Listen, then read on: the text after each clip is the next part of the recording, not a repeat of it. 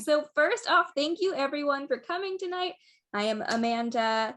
I'm a bookseller at Belmont Books, an events coordinator, and I'm Amanda at Smart Bitches Trashy Books. If you are a romance fan, I'm also there. But seriously, thank you all for coming tonight, getting back on your computers to support an indie bookstore, to support these great authors. We really appreciate it. Sadly, work declined my expense request for a cardboard cutout of Keanu Reeves, which will run you about $65 if anybody is interested. I know that too because I looked it up. I was tempted. I was tempted too. I'm soft still with my pillow. That pillow's fine. Pillow's good, and it's probably comfier than a cardboard cutout. That's true. So. That's true. If you've never attended one of our events before, it's pretty easy. I will do the intros, I will turn it over, and then I'll be back at around 7:45 Eastern to moderate questions. If you would like to ask a question, there is a function on the bottom of your screen. It looks like two little speech bubbles. You click that and submit your questions that way. If you want to ask them in the chat, that's totally fine. I will be here monitoring them, and I'm pretty good about catching them. So whichever works for you, if you can't figure out the Q&A and just want to put it in the chat, have at it. Some other housekeeping stuff. I don't think we have any more events this week, but next week on Monday, we have a really cool event with Kat Valente, who has a new novella out called Comfort Me with Apples. It's like the myth of like Bluebeard meets Stepford Wives. It's like a gothic thriller novella from Tor. It is really cool. She'll be in conversation with Genevieve Gornichek, who wrote The Witch's Heart, which is about a witch who is saved by Loki, and he kind of ruins her life. And so she finds this really cool like girl squad to like get her through some tough times. It's also a very good book.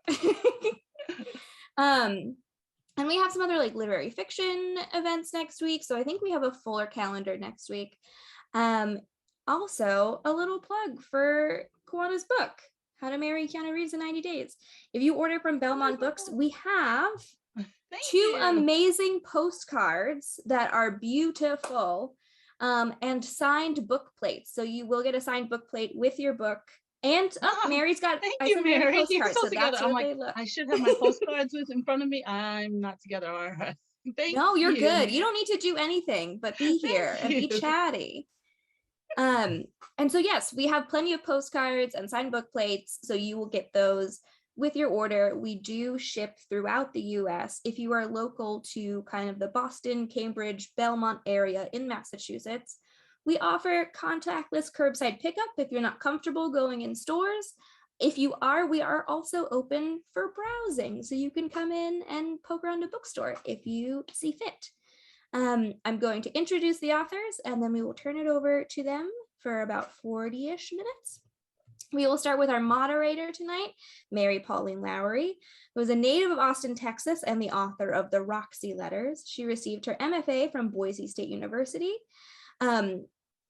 She's also a regular contributor to O, the Oprah magazine, and her work has appeared in the New York Times Magazine, the New York Times, the Millions, and other publications.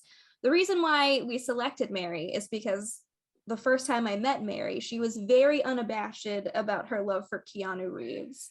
So I knew she would be perfect for this book and to talk to Kwana. And Kwana Jackson has had a very lively last week. She was recounting all of her many exciting exploits from her book launch. We're so excited to be able to celebrate with her. She is a native New Yorker. She also writes as Kwana Jackson and spent her formative years on the A train, where she had two dreams: to be a fashion designer and to be a writer. After spending over 10 years designing women's sportswear for various fashion houses, this self-proclaimed former fashionista took the leap of faith and decided to pursue her other dream of being a writer.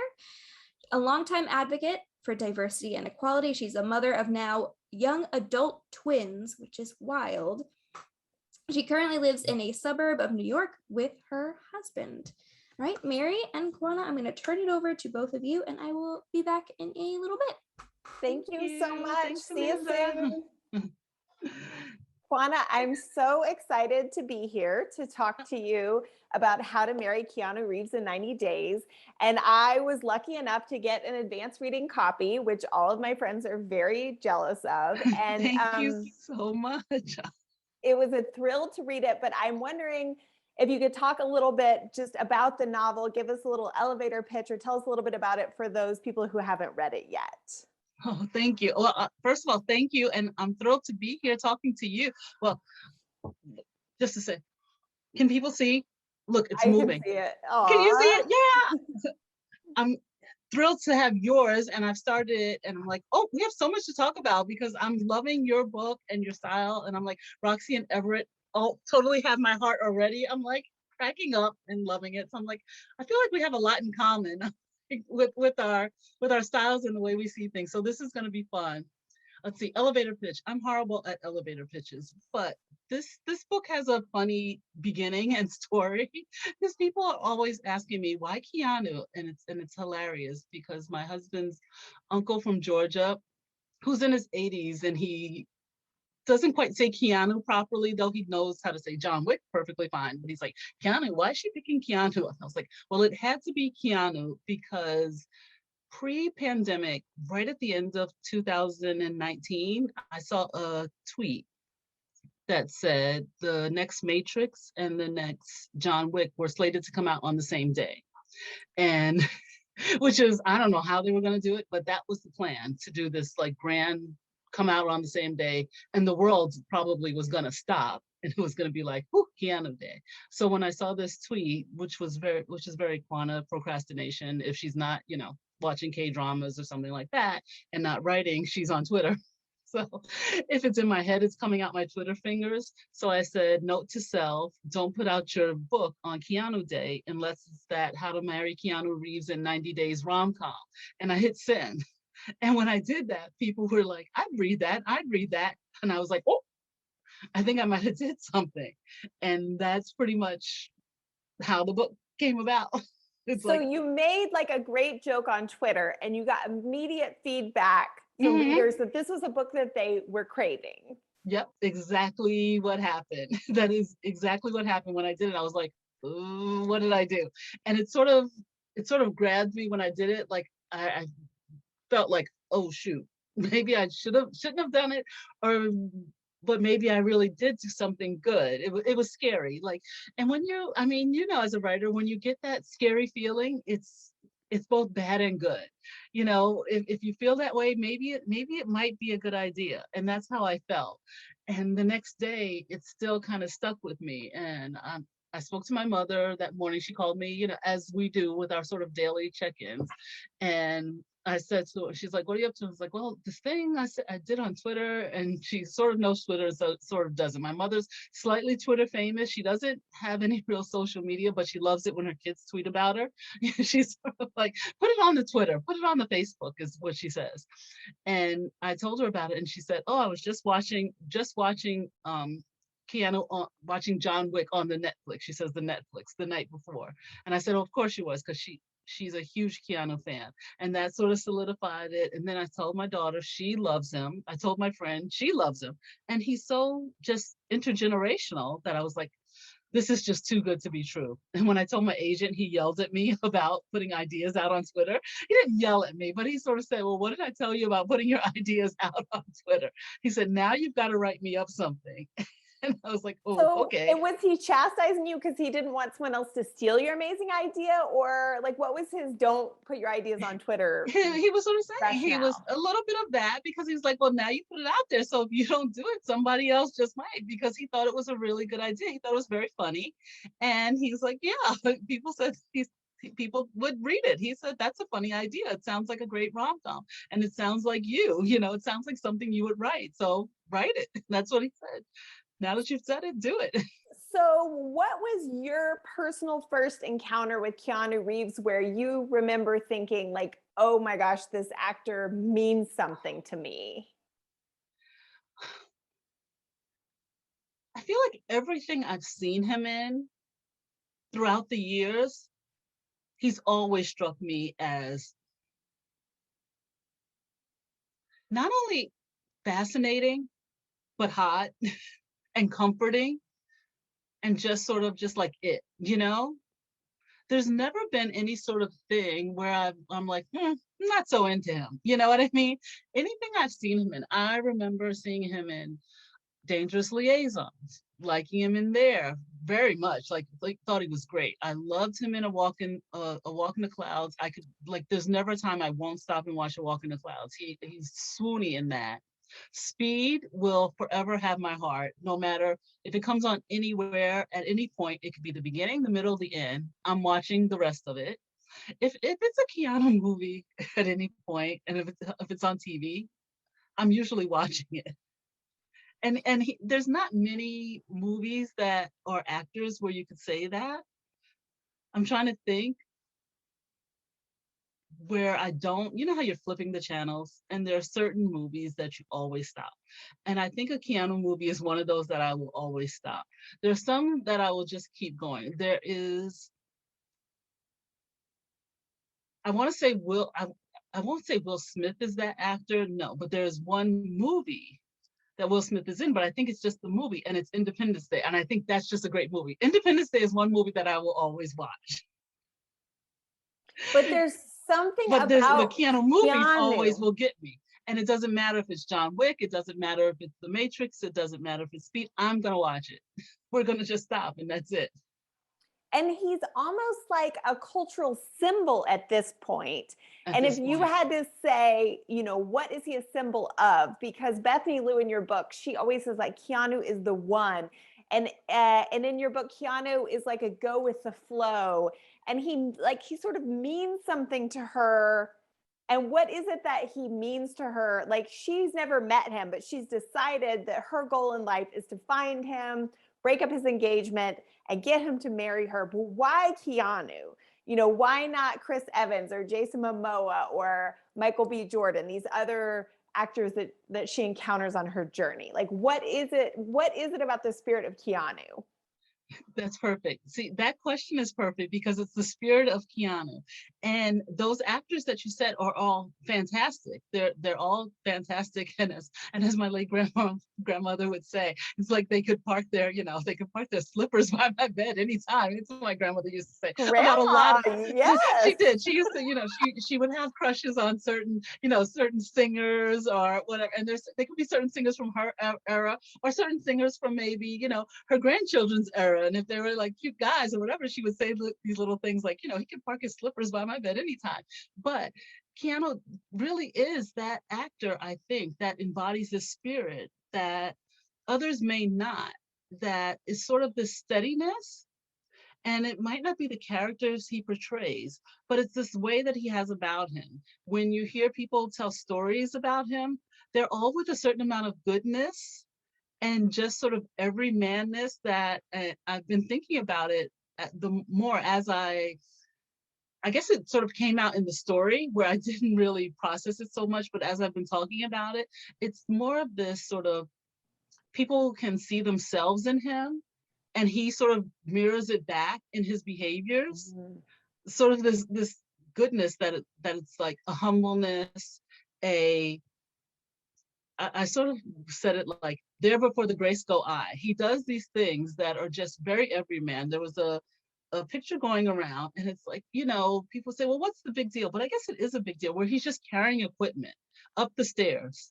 Where it's like, oh, I can help out and carry this. And maybe somebody else would or somebody wouldn't. But it's a very Keanu thing to do. It's just sort of, oh, no, let me help out and carry these things up the stairs, or let me give somebody my seat on the train, or instead of taking a limousine, or looking at other people the way he would want, treating other people the way you want to be treated, and I truly hope he doesn't change, and of course he's entitled to have a bad day, like we're all entitled to have bad days, and we all probably do have bad days, but it's just wonderful that he still sort of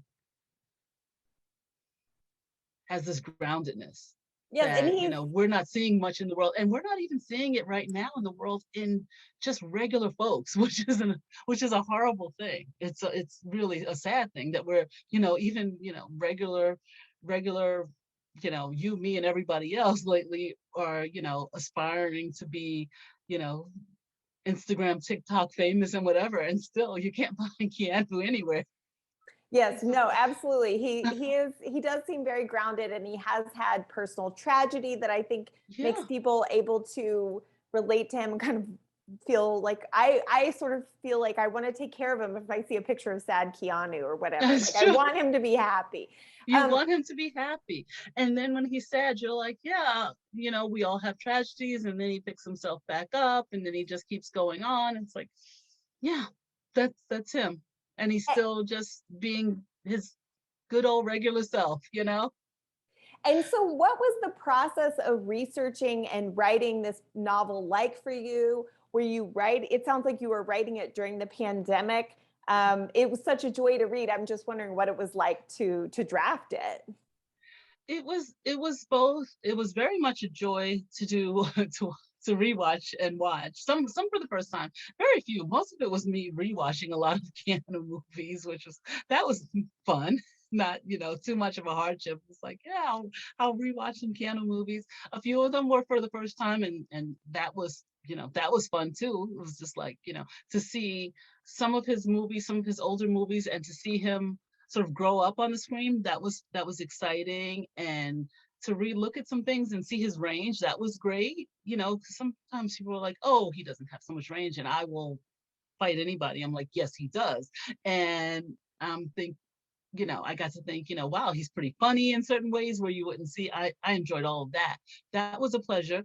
But, writing during the pandemic, I will admit, and that was kind of difficult sometimes to, be funny and find the humor. But I fought, really hard to really lean into where I don't normally, people say I'm a funny writer and things like that. I never really lean into being funny or things like that, but I sort of really just let myself go with this one as much as possible and just wherever I could, just enjoy myself with Well, it. I'm so glad that you did, because that really came through on the page, and it was just such a joy for me to read and such a lift when I needed it. So I Oh, good. really, I'm glad. really I'm glad. appreciate that. Yeah. At times it wasn't easy because, it was pandemic time. So it was just, okay, rally yourself.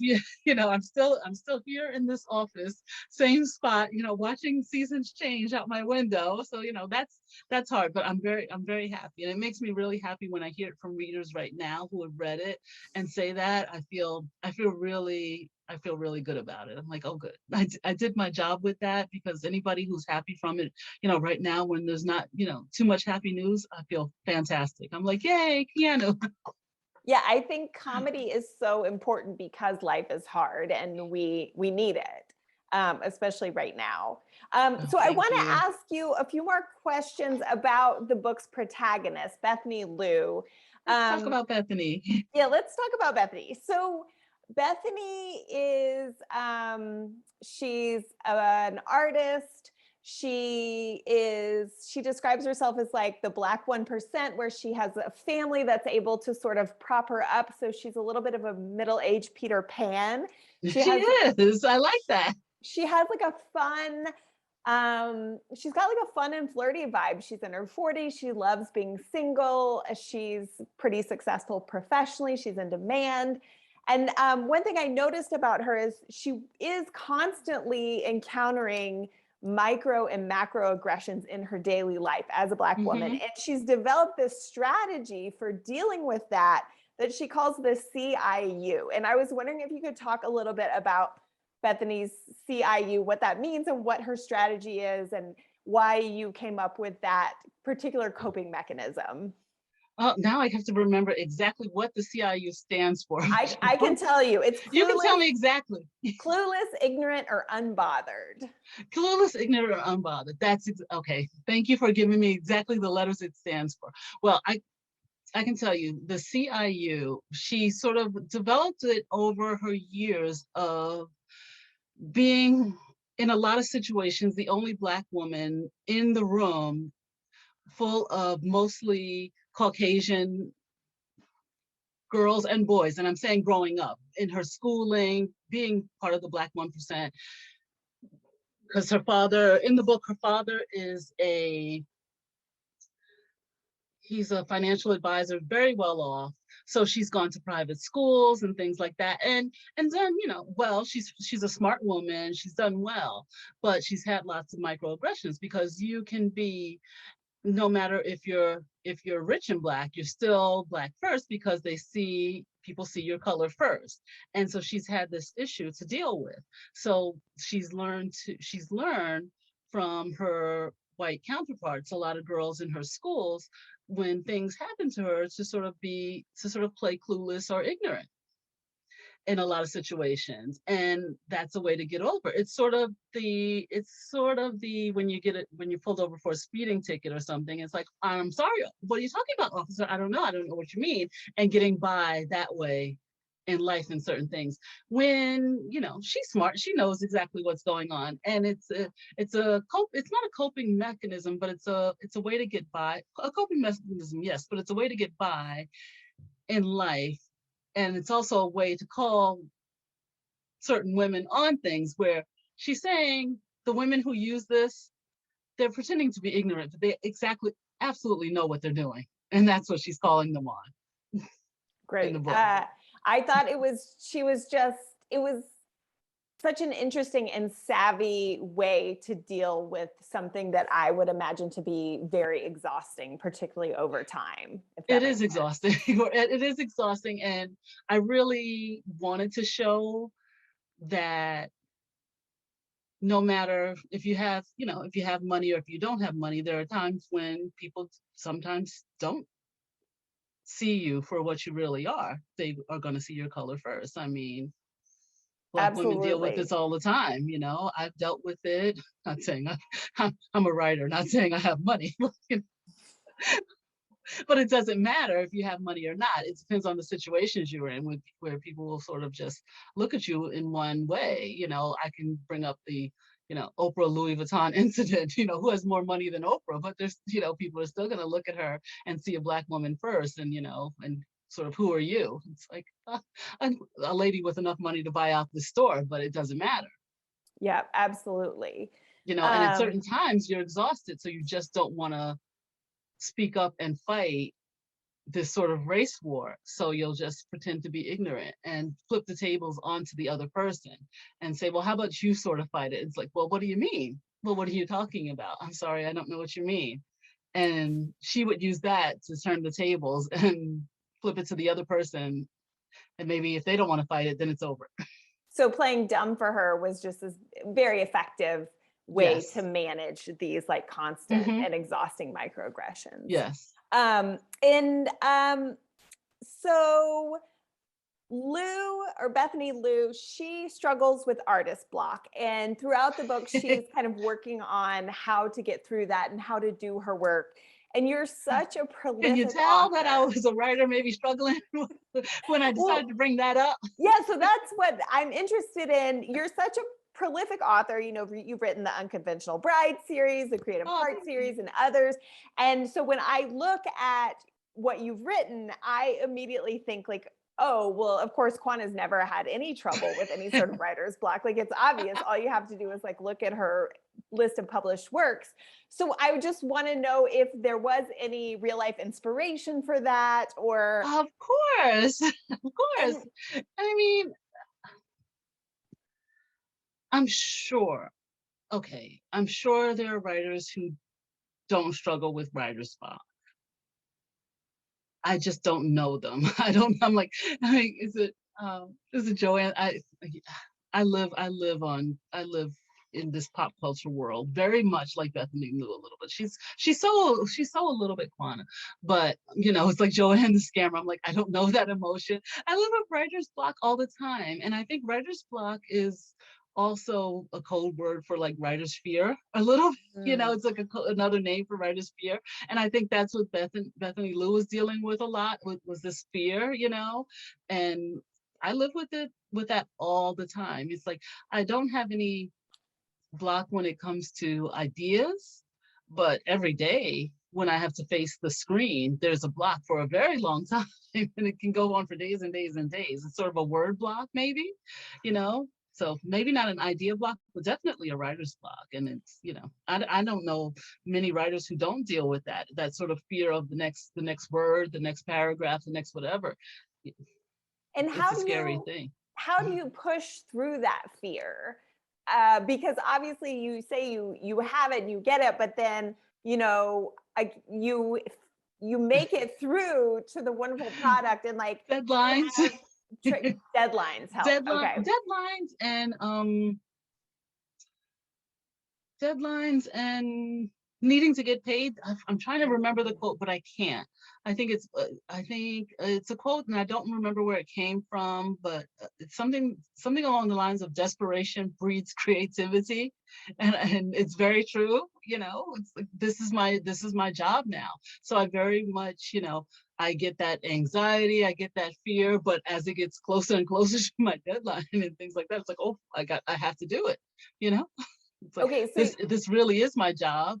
I did come up with this idea, I'll try to calm down, and then I focus on reminding myself that I've been here before. Okay, you've done it before. Thank goodness I did publish one book before, and I try to build on that. You've done it before, Kwana, you can do it again. And I'll keep saying that to myself. You've done it before, you can do it again. You've done it before, you can do it again. And then I say a prayer and let the characters come. I really do, pray to the character gods and let the characters speak through. Once I write it, it's really not me. I say it's the characters talking.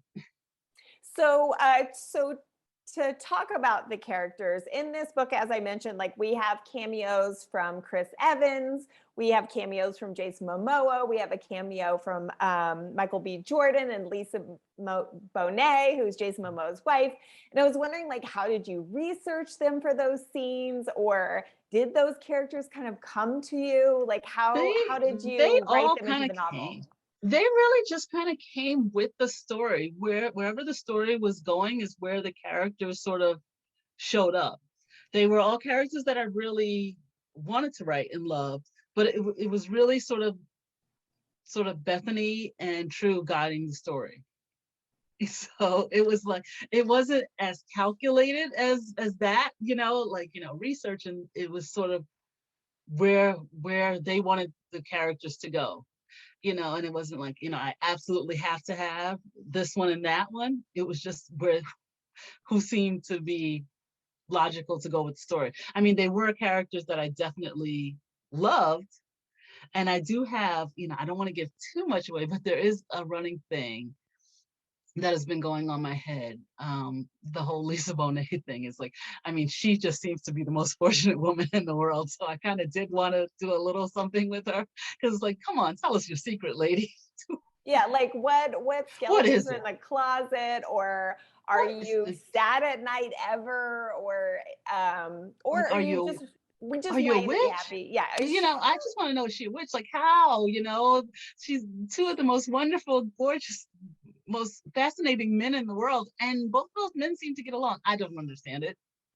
She might be a powerful, benevolent witch. She might be. She might be, and Respect. she's just. I know. I do kind of love her. She is one woman that I would, I just bow down to. I do love her. And it was just so fun and playful, and she was such a warm character that I really loved that about her. Yeah. If she ever, hears of it and reads it, I hope she takes it as it came, as a total just love fest for her, because I do love her. Well, that is I've honestly loved her since A Different World. I hope that comes through. Absolutely. Well, and I hope she reads that, and next thing you know, like, she's one of your best friends and sprinkles some of her extra, don't think that could ever, like, magic I'm dust not on that you. cool. I am the biggest nerd. I'm not that cool to be friends with any of these people. I'm definitely not that cool. I'm like, I crush too hard. I'm just not that cool. Okay, so I have a question to go back to your bio. You used to be a fashion designer. Doesn't that sound fancy? It does. And It's not. Sports, a fashion designer of sportswear in particular. Mm-hmm. Is that right? Okay. Mm-hmm. So can you tell me a little bit about that? And then also, how did you move into this whole new career? Well, it sounds so fancy. I sort of got when I tell it, it's fancy at all. It's very much, I can go to pop culture again. Do you remember that Christina Applegate "Don't Tell Mom the Babysitter's Dead" movie? Oh yeah, of course. It's such a funny movie. There's a line in it that she goes, and I love it so much because it's totally my career, where she thought she was going to work in fashion, and she ends up in this movie. She ends up working designing school uniforms or something like that. And she says really like smugly, she goes, "Oh, I thought I was going to be working for a fashion house." That was very my career, right? Because it's like I went to FIT, did all this stuff, thought I would be like making a splash in fashion, and I ended up designing for the outlet stores. Was for a long time, for almost 10 years, designing special lines for the outlet stores, which is not just designing for the outlet stores. That's perfectly fine. Somebody's got to do it. I did it. So I designed women's sportswear for the outlets, and then I went to design for another line. I'm not going to say the line, another line, but it was like budget lines, and it was fine. Okay, so I did that for a while, and then I had twins. And a lot of our production was done over in Turkey and overseas and things like that. So I was traveling quite a bit. So long story short, I lost a babysitter and had nobody to pick up my kids. So I asked my boss, could I leave just a half an hour early and take work home? And they refused. Oh my I know. goodness. And at the time, which was so disheartening, I had a female boss at the time, and still they refused. And I was like, well, what am I gonna have my, my kids were in first grade, have my kids just waiting on a corner, It's like, can't do that. So I had to leave that job. So that was my exit out of fashion, because my husband had better health care. That was the choice we had to make. And I thought I would pick up freelance work. I had a little bit, but not enough. I ended up doing a little bit of freelance work, working retail, different things. And one day I decided to write a book. And that was my intro into writing. So what year was that when you decided I'm going to write a book? It was, goodness, it was so many years ago. Had to be at least 15 years ago or more than that. I don't even remember years. I'm so old. When I tell you, my kids are 27, so I don't even remember. But it took me over 10 years to get published. So I'll never forget the day I finished it. I started querying. It was a horrible book. It deserved all the rejections it got. Really, like, who was I to send this book out, snail mail style? And I said to my husband, this is too hard, I'm not doing this. And like he is glib to do, he said, well, you give up too easy. This was in our old apartment. He walked out of the bedroom, he said, well, you give up too easy, and just walked away. And I was like, that was my face. Wasn't that beautiful, people? I was like, well, I'll show him. And he should have never challenged me, which he might have done on purpose, because I just kept querying, just kept writing. And like I said, it took over about 10 years for me to get a yes out of somebody. Well, and I'm sure he probably regrets that challenge to this day. But no, I'm just like that. I'm so mean. I'm like, I'm very much like, well, F you, I'll show you. And I will just keep at it until, which is probably why we're still married, because I'm like, well, now we've got twins early in our marriage. I was like, well, if we get divorced, I'm not fighting you for the kids. I'll keep the house. You can have the kids in the top. And he was like, oh, shoot, she means it. Yeah, like I'm gonna have to stay with her because she looks better than single parenthood, and also you're amazing, and I'm sure he loves you very much. Thank you, but I think he was afraid of that threat, because I really am like that. I was like, I'll just take visitation because 2 kids are alive.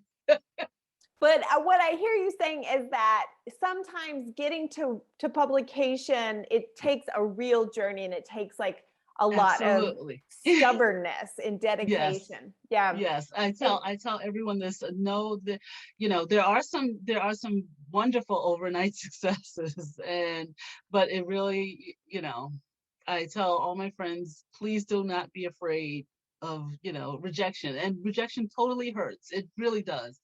Every rejection is a little rip on my poor sensitive heart, and I have the most sensitive heart. People who know me will know I cry all the time. Like earlier today, I'm like, oh, life hurts, and that is so me. But each rejection I got, I would get a rejection in and then send out 2 queries. Yes, that's how mean I am. That's how, and I say I'm mean, but that's just how, because it all, it's just you haven't met the right person yet. And it's like, don't just send out the queries just to send them. Learn from them, learn, and try to get better, of course. And I did. I continued to write and I tried to get better. But please don't let that, if that's your passion and that's your thing, continue it. Continue to read, continue to study. you know I came from fashion. I crack up when people are like, "Oh, did you go?" I live in Westchester, and they're like, "Oh, do you have your MFA? Did you take this writing program?" That's like, yeah, I came from FIT, but I did take lots of things that RWA, and I read a lot and things like that. I try to learn as much as I can and learn with each book, and I still try to learn with each book. If it's your thing, continue to let it be your thing. Don't let that rejection be the thing that breaks you, is what I'm saying. Absolutely. Yeah, and like you, it took me many, many years to Sure. publish, and I admire that resilience when I see it in anyone else, because I know like what it takes out of you. It takes a lot. It takes a lot, but just keep going. Yeah, don't look at the bright and shiny that you see on social media. It's really not all that. It's not. I still compare myself in despair on social media. I do too. I do too. And it's like, come on, I know better, but we all do it? Yes, we do. Okay, so I have one last question for you. Okay. In How to Marry Keanu Reeves in 90 Days, our heroine Bethany Liu, her journey starts when she finds out that Keanu Reeves has gotten engaged and will marry in 90 days. The nerve. At the nerve. And I was just wondering if you had any thoughts, like when you found out or when it went public that Keanu Reeves had an awesome powerhouse girlfriend, the artist Alexandra Grant. Like, how did that affect you? Did that inspire you? Just what were your thoughts on that? I was like, he's been linked to some pretty amazing people over the years, like so many amazing people. And when we saw her, there was so much talk about her age, her, that she was a woman who wasn't 20. We're like, and it was just, I remember having conversations with my friend. We were all like, what? We had a chance with him all this time. Like, we were all like, we had a chance with him all this time. And then we got real and we were like, but really, did we? Probably not. And so we're like, but did we? And then we're like, but did we? No. And then I deep dived into some research, trying to look for things of them together, like pictures and videos of them together. Not many. I ended up finding a YouTube of them doing a reading together of their book. When I tell you, it both soothed my heart and broke my heart at the same time. Oh, tell me more. Because they looked so happy and so in love that I still kind of tear up seeing it, because I was so happy for them. And then I was like, well, you never had a shot. Okay, here I am, married over 30. I've married over 30 years, but this is how I'm talking. And I would say it to my husband, I'm like, well, dang it, I never had a shot. He's like, gee, thanks. No, you didn't. Whatever. But they look so happy and so in love that I'm like, wow. I'm like, you crazy kids, I'm so happy for you. Like, really, I'm so, who knows? I don't know what's going to happen with them, but I hope that, they're happy and it lasts, because he looked darn smitten. Like, this looked like a man smitten. I'm like, well, I enjoyed it. And then it was just like, oh, it was just beautiful. So I've seen a couple paparazzi pictures of them and they're laughing. They look so happy. And it was really interesting to see like how the internet exploded when he had a girlfriend that was only 9 years younger. It was like, everyone's like, he's a saint. Let's give him an award. When really, let's give him an award. Yeah, it's like, let's give him an award for having this like wonderful powerhouse, beautiful girlfriend who's not like 20 and who's obviously not 20, made of plastic. 20, who just didn't turn 21. The nerve of us. But I did still want to give him an award, actually, which means, I've grown up in this culture that we live in, and I was still just like, way to go, Keanu. Yeah, I think about that a lot, of how we view women versus men. I was just driving today thinking, why do we view women so differently than we view men? Like, men can be boyish forever. and women have to age just like that. And I'm like, what? I don't understand it. I'm wondering, is it because women give birth and men don't? I really want, like, something in me today, it might be over with tomorrow, really wants to study this and figure out what is the deal. Why can men be, these big old toddlers forever? I don't get it. Well, I'm a little over it. Yeah, I love Bethany Liu because she does have that youthful quality. Like she's in her 40s and she's still like, she gets these apps on her phone to better herself and then she doesn't use them and she pays the bills and she has Saturday morning bagels with her friends and she's just very relatable to me because I'm a giant adolescent and I just isn't that more real?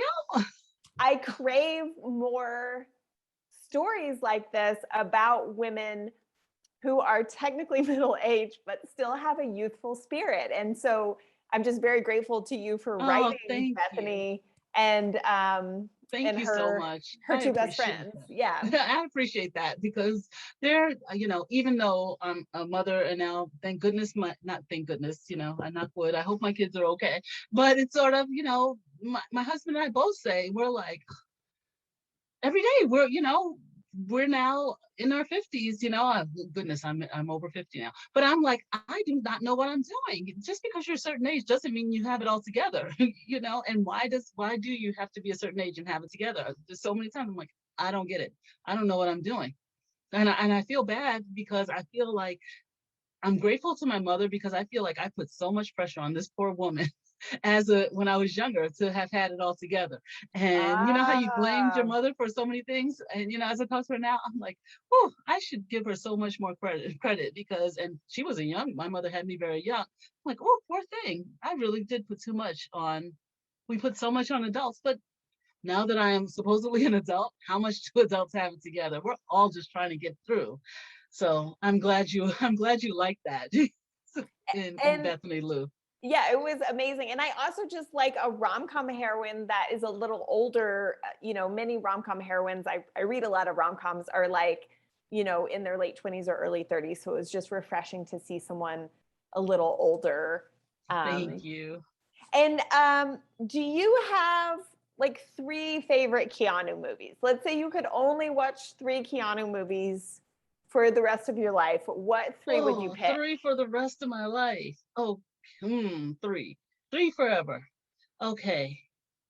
A Walk in the Clouds, Speed. Oh, the third is so hard. Oh shoot, can I have 4? Yeah, 4. How about 4? Okay. That's fine. Okay, A Walk in the Clouds, Speed. I'm gonna say The Matrix, and it's hard between 1 and 2 because I was stuck on 2, but then I saw something about 1 the other day, and I'm like, okay, 1 was so fantastic, so I'm gonna say 1, and then I'm going to say Dracula. I'm saying Dracula as a dark horse because I feel like I want to watch Dracula again now because I can get Gary Oldman and Keanu together, and that was such a good movie. And that some Winona cool. Ryder in there, and I love Keanu and Winona Ryder, and I love Keanu and Sandra Bullock. So I'm getting a lot of good pairings here. See, I think I would pick Bill and Ted's Excellent Adventure, the first one, then Point Break, because I think if I had another Keanu, it would be Patrick Swayze. Patrick Swayze is so perfect. So beautiful and sexy. He's a Texan like I am. He can take the worst line in the world and make it gold, And then I think I would throw in Always Be My Maybe because even though Keanu only has a cameo because he's so spectacular playing himself. He's spectacular in it. He's so great in it. See, we need, you need top 5, top 7. He's got so many movies. He really is a delight. Yes. Such a delight. He's so good. It's so hard. It's so hard to choose. You need top 10, honestly. You need top 10. I thought 3 was generous. Because you have to rate 3 was generous. Come on. 3 was generous. No, it's not. I mean, honestly, no, 3 is not generous. It's like, no. I mean, it's like, no. So it's Q&A time, so everyone feel free to submit your questions. I have some of my own, and because I'm running this event, I get to jump the line. Okay, so that's how it goes. I want to talk about the cover and the graphics. I know a lot of time authors don't have any input on the cover whatsoever, but I want to know if you did and if you were involved in the process, and like even if you weren't, what it was like seeing the cover for the first time. I was lucky. I was more than lucky. I think I was kind of blessed to have uh to be able to have a little bit of input in it and give feedback. They were the people, my first of all, my editor was so generous with coming to me and saying, what do you think of this? What, are you liking this direction? The art department at Forever was just a dream to work with. I want to give a shout out to Sabrina Faye, who had a big hand in this cover with Forever. And this is her first cover that she worked on. So I love Sabrina so very much. My editor works she was so careful with making sure that this cover came out right, and wanted to make sure that I was happy with it. And I appreciate that so much. She was like, do you like the way the art direction is going? Do you like the colors? Even down to the scarf color. I mean, she was just a dream. And normally, like you say, we don't have any sort of input into it. So I appreciate that so much. And I've just gotten so much positive feedback on the cover. I love it. So The color thank scheme you. is just like beautiful. I am a huge love fan it. of orange, so I love it. I love it. Before the event started, we were nerding out over Korean dramas. Yes, we were. And Korean dramas are very trope heavy. They're very tropey, very romantic. So this is kind of like a two-parter. What are your favorite tropes? You can talk to read and write, because I think they vary probably for people. And what are like your romance inspirations when you're like writing, like whether it's movies or shows or other authors or books?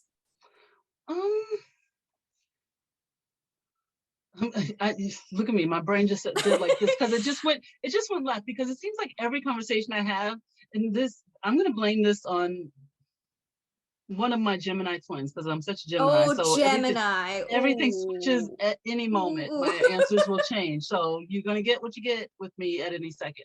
Well, the whole trope conversation, because when you said that, you said romance is trope heavy, and then all of a sudden, and this never came to me before, I'm like, well, what drama is not trope heavy?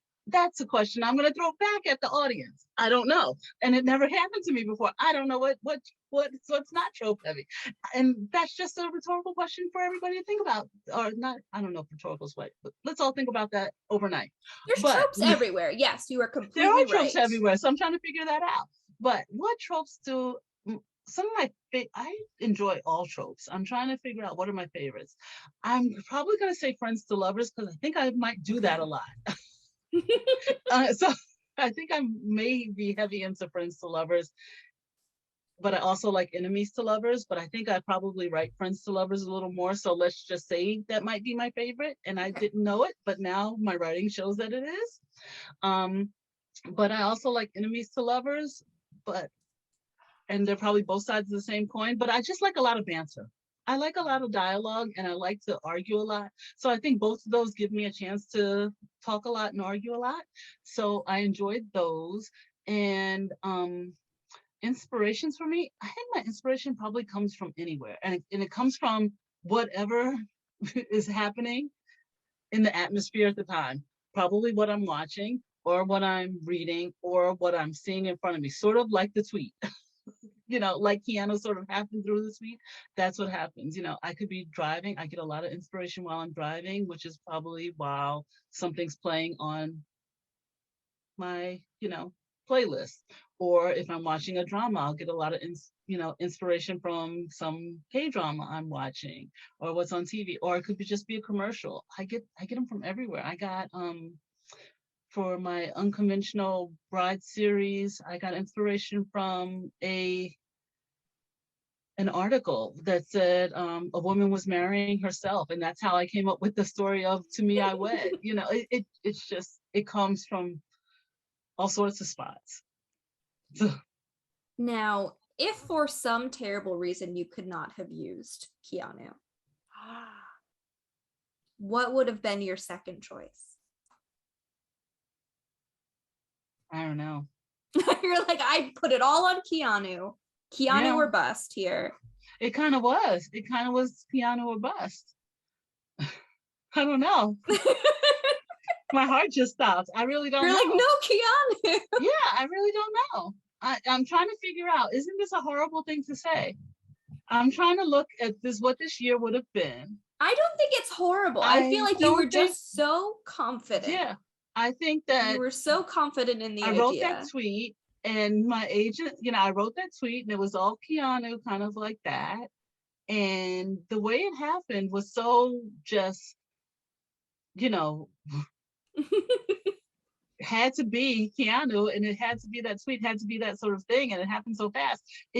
I don't know if it would have happened. It might have still just been an idea just sitting there waiting to be written, because I had other things to write.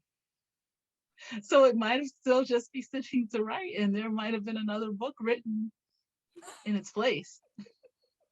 Well, I, for one, am so glad it was this one. Thank you. Thank you for saying this. Maybe somebody, maybe somebody else could put somebody else in that place, or, maybe I'm trying to think, somebody could say, okay, you can put in a placement, make up a name, and that could have been happening. You can make up a name, and it could just be, a fictional character. But like, yeah, you can kind of like loosely describe it as loosely describe Keanu, and I could have done that, yes. But I don't know if it could have been the same. But I think the dates wouldn't have happened the same. I don't know. Yeah, I don't know if I would have done it. Keanu is eye-catching. Someone in the chat earlier said that like the cover is amazing, and that's what caught their eye. In addition to the title, because Keanu is like recognizable. And you had mentioned earlier before that you're getting a lot of like Keanu fans, like new readers, because they also like Keanu Reeves. Yes. Yeah. So I think I don't know if it would have happened. I don't know. I think it was just all that sort of feeling. I don't know if it would have happened. I have my next Real Men Knit book is coming. My next book in the Real Men Knit series comes out next July. So there was copy edits for that and things like that. So there are other, with my other name, other things happening. So I don't know if it would have happened. Also, if no one is familiar with the Real Men Knit series, let me just take a pause to tell you about the Real Men Knit series. A group of like adoptive like brothers inherit like a yarn and knitting store. Their mother passes away suddenly, and the sweetest thing. Thank you. So I just want to I need everybody to know, when you say Real Men Knit, it's men knitting and being around yarn and having like healthy male relationships, like it's and falling in love and knitting and being hot in Harlem. Who doesn't like that? I like it. I like it. So I'm just saying, after you read this, Mary had mentioned that Quana has a very large backlist. That's where I would suggest starting, is the Real Men Knit series personally. The other music, that's if it didn't happen, that's exactly where I'd be. Maybe another one into that. I did finish the second one. So the second one is done and finished and coming out next year, but that's where I would be. So that's what would have happened. It's one of those things. It's the spirit of Keanu was so into this book that it was just it. It was, you're like, Keanu nothing else, bust. Just tunnel vision Keanu. My next poster, Keanu or bust. Keanu or bust is what you had to.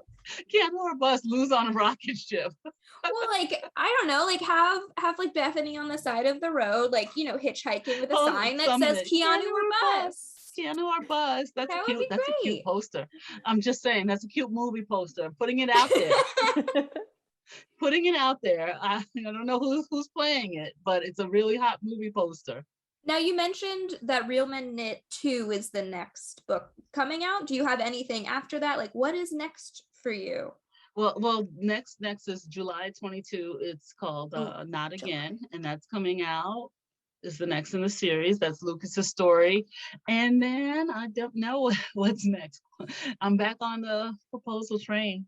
We shall see. There are other brothers in the series, so we shall see. And that's usually I have other ideas. There are other stars. I have other ideas. I'm just gonna say that.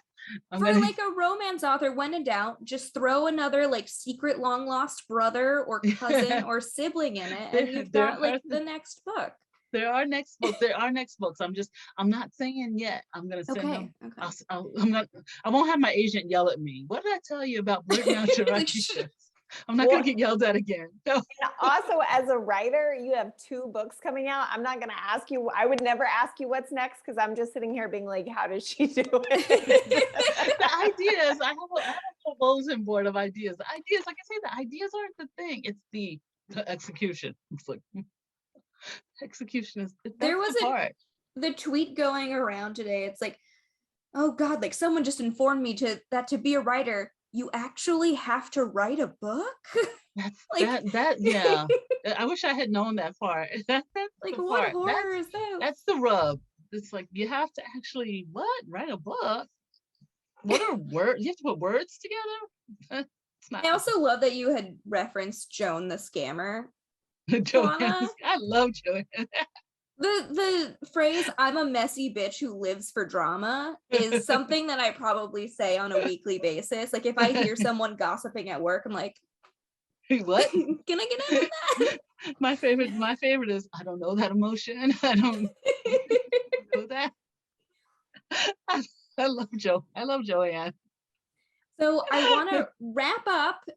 This is always a difficult question, especially for authors who are on, it's not scary, but authors who are on tour, like promoing or on a deadline. Okay. What are you reading right now? Enjoying it. Exactly. Nothing. I don't have a single shred of free time. No, I can tell you what I can tell you because I said it earlier. I'm reading Mary's book. Mary's book because I was just cracking up with Mary's book because I'm like, oh, and I was saying how much I enjoy it. I'm reading the Roxy letters because Mary's voice is fantastic. It's so, it's very funny, and I'm trying to describe it, but I'm laughing out loud. I'm laughing out loud, and Roxy and Everett already have my heart. Well, Roxy already has my heart. And I'm like, okay, this is somebody I can totally relate to. This sort of, she's very in her head, which is very like how I love to live. I love to live with a character that's very in her head. As you can tell, if you read How to Marry Keanu Reeves in 90 Days, either you like my in your head characters or you don't. And I'm so happy that Mary related to that. And I know that I am relating to Mary's character. So that is what I'm reading right now. Some of my faves are Farrah Rashan. And I did just finish, but I did read Sometimes I Trip on How Happy We Can Be, which is I love a memoir that cover I so love, much. love by Nicole Perkins. So I've been reading some. Just a little dips and dabs there. Yes, and this was fantastic, and Nicole is great, and the title is perfect because I'm such a Prince fan, and she is too. So that's how we related. So I am reading. I'm reading somewhat. I'm not just watching dramas, but I'm also watching dramas. We'll have to. Lovers of the Red to Sky is what I'm like, watching right now. If you want to know. Twitter. Yeah, what are you watching? Lovers of the Red Sky. I'm watching right now, and it's fantastic. And I blame Cynthia Williams for that. And if you want another writer to follow Cynthia Williams because she's fantastic and her books are fantastic too. Cynthia has like the dreamiest like covers. If you just want to see like two cover models just like gazing adoringly at each other, gorgeous, and she writes the best books, and they are full of drama. If you love drama, if you're a messy bitch who lives for drama, there you go. That's Cynthia. That's Cynthia, and it's fantastic. If you love that Southern drama, that's Cynthia. Go get you some Cynthia Williams. But she also loves K-dramas too, and she's fantastic. She likes to talk about K-dramas on TikTok, which is fun to watch. Ooh, I got a phone on TikTok now. Okay. She's very into it. A lot of fun. I'm slowly getting into TikTok, but I am past the age where it's acceptable for me to make TikToks, I feel like. And I just when I downloaded it, I was Estelle said that's not true. Guess who's embarrassing her children on TikTok? This one. I am now. I'm embarrassing my kids on TikTok. I was so worried when I downloaded TikTok that I would open it and it'd be like, ma'am, you're not supposed to be here. Like no, you're not. No, you're not. Oh, I do enjoy watching though. I saw a woman, I don't know, maybe she might have been in the 50s or something like that. some people were talking bad about her. I just gave her all hearts because she was dressed as Wonder Woman for Halloween and letting it all hang out. And she was, to me, Yes. she had a blonde wig on. She was an African American woman dressed as Wonder Woman with the blonde wig on, and she was out with her grandchildren trick or treating. I thought she was Grandchildren. fabulous. Oh, Yeah, and Yes. she was spinning around and she looked great. I was just like, listen, go you get on TikTok is fun. I mean, all I'm right. not saying go I have on to and find be Sunithia naked, on but do there what as you well. do if that's what you want, And if do Kwana, you. you just said you're on there, so we have to follow everyone to follow Kwana on TikTok. Oh, thank you. Thank you. Yeah. Well, this was a delight. Thank you so much. I had a Yes. great time. So everybody, thank you so much. Piano Pillow saying thank you. Oh, yay. And yes, everyone can buy How to Marry Keanu Reeves in 90 Days from Belmont Books. Please. We also, I think we Get have your the Roxy postcards. letters. Yes. Oh, yeah, or And the Roxy letters. Yes, thank you. And just to plug one more time, these adorable postcards Look that at you them. get. Yes, please get Keanu your postcards. Postcards that I you love can that send. one. This Thanks, one Leah. says greetings Thanks, from Estelle. Keanu. So But yes, thank you. You can buy the books from Belmont Books, or, if you want to support your own local indie, that is also wonderful. The holiday season is coming. I will give you the spiel about shop early. Supply chain is borked royally. So order as early as you can.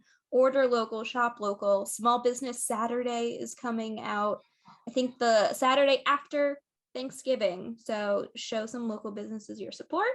And thank you to Mary. And thank you to Kwana so much. This was so much fun. Thank you. Best of luck. How many more events do you have after this one? Not much of any. I'm pretty good. Okay. We'll see. Watch, Estelle, I see Estelle Estelle's on like, there. never She's like, mind. oh yeah, so you thought. She's like, I was just easing you into it, woman. So you thought. But if you want more Kwana and you want to attend more events, follow her on Twitter, which is Kwana Writes, I believe, right? Yes, please do. I'm not saying I'm always there because I see my editor on here, but I'm there quite a bit. And unfortunately I don't sleep. I have to learn how to sleep. But yes, if I'm not there, lately I've been on TikTok. It's hilarious. I follow a lot of cursing babies, it turns out. Oh, okay. It's very funny. Gotta get on that side of TikTok. It's a good side of TikTok. It's better than the bad side. Just look for the jokey fun side. There's a dark side and a light side. Follow the light is all I'm gonna say. Follow the light. Follow the light, Carol Ann. Follow the light. I will. Thank you all so much. It's been a blast. Thank you, Mary and Kwana, and thank you everyone in the audience for coming. Thank you. Thanks, Mary. Thanks, Amanda. Bye. So nice to meet you. Bye, Amanda. Bye, Bye, Mary.